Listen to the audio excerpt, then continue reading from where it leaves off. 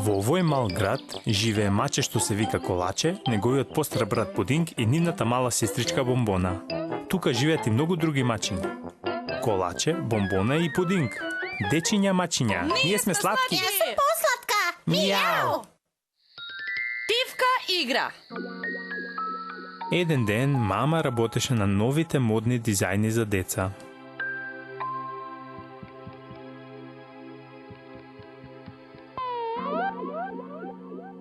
Мамо! Сакаме да направиме пиратски брод во дворот. Сакаме да си играме морнари. Тоа е одлична идеја. Викнете ме да го видам бродот кога ќе го завршите. Но нам ни треба нешто. Кути, селотепи, јаже и уште многу други работи. О! Мама им помогна на мачињата да најдат се што им треба и го изнесе во градината. Но можеше да ги слушне мачињата. Овде ќе градиме.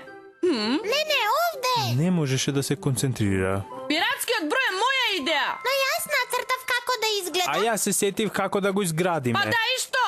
Мачиња. Зошто не си играте? Тивка игра. Тивка игра. Да, победник е тој што најдолго ќе издржи да молчи. А јас на победникот ќе му направам знаменце само за него. Тоа е супер! Јас ќе победам. Сакам знаменце со звезда. На моето нека има цветче. За мене печурка. О, уворед. Сега Тивката игра почнува.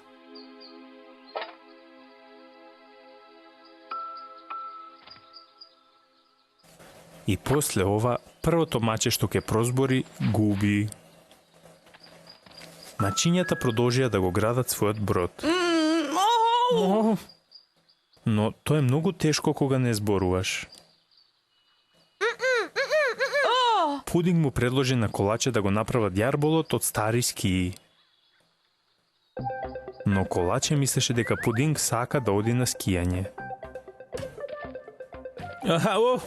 А беше лето. Колаче се обиде да му покаже на Пудинг дека сега е лето. Не може да скија на трева, но тогаш Пудинг помисли дека Колаче сака да скија. Колаче и Пудинг се обидуваат да сватат што сака да каже Бомбона.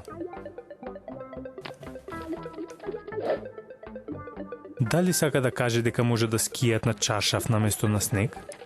Или сака да си играат духови? Или сака да направи голема слика? Конечно им стана јасно. Бомбона вели дека чаршафот ќе биде одлично едро.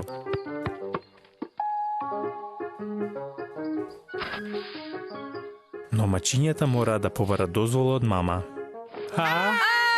Но никој од нив не сакаше да прозбори и да изгуби.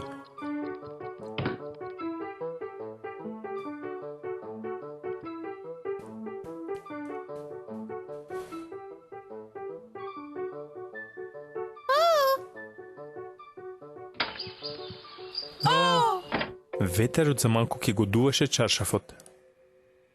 Сите знае дека треба да ја викнат мама. Но кој прв да викне и да изгуби играта? Конечно завршив. Мамо! Помош! Мамо, те молам. Чаршафот беше спасен. Мамо!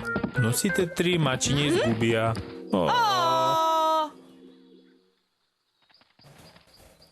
Добро, време е да решиме што да има на знамето. Цвет, печурка или звезда? Но нели сите изгубивме? Сите го прекршивме правилото кога те викнавме. Тоа значи дека сите тројца изгубивме. Но сите правилно постапивте. Успеавте тивко да го изградите бродот, а прозборевте само за да спречите да не се случи нешто лошо. Затоа сите сте победници. Ура! Мијау, мијау, мијау, мијау! Тивката игра беше многу забавна за малите мачиња. И не само што мама направи специјално знаме за нив, туку им дозволи да го употребат чаршафот како едро за бродот.